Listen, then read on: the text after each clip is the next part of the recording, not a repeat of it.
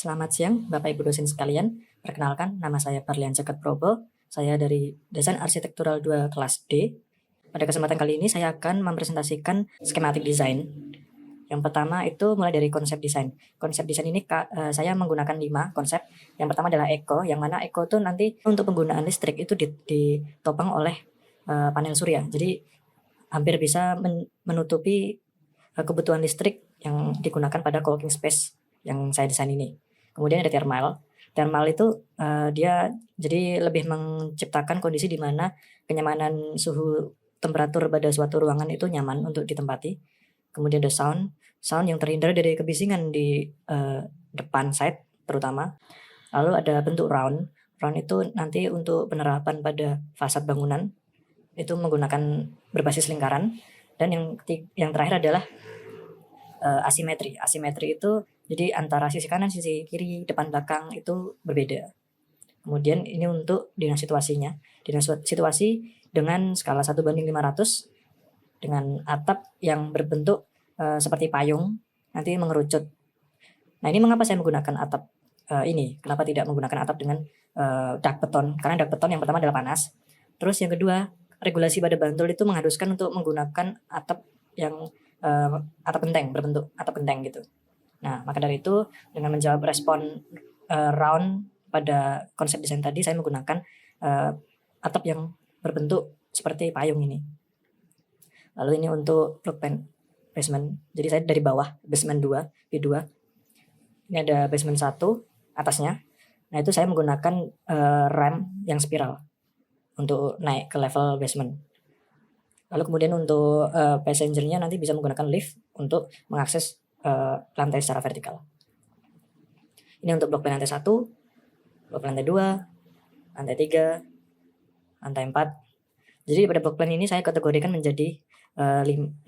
Jadi 5 warna. Itu yang pertama ada hijau. Hijau itu adalah function area di mana kita menggunakan ruangan yang secara umum, secara biasa. Jadi seperti resepsionis, terus ada resto, kids area, itu kan sebagaimana umumnya digunakan. Kemudian ada service area seperti toilet, musola. Lalu ada staff only yang hanya dikhususkan untuk pegawainya. Kemudian ada pedestrian. Sebenarnya yang bawah ini adalah ada 2 pedestrian sama vehicle access yang ada di basement. Lalu yang terakhir adalah vertical access yang berwarna biru. Ini akses di mana penghuni bisa melakukan perpindahan dari lantai ke lantai. Jadi ini saya menggunakan kolom radial, yang dimana kolom itu mengikuti bentuk bangunan. Karena saya menggunakan bangunan yang berbentuk round, lingkaran, maka kolomnya juga mengikuti. Dan nanti untuk penempatan dinding, penempatan ruang itu juga mengikuti. Cuman saya pilah-pilah ini dibentuk seperti apa biar menarik gitu. Ini untuk Dena basement B2, ram spiral. Jadi total itu terdapat 29 mobil yang dapat ditampung di basement.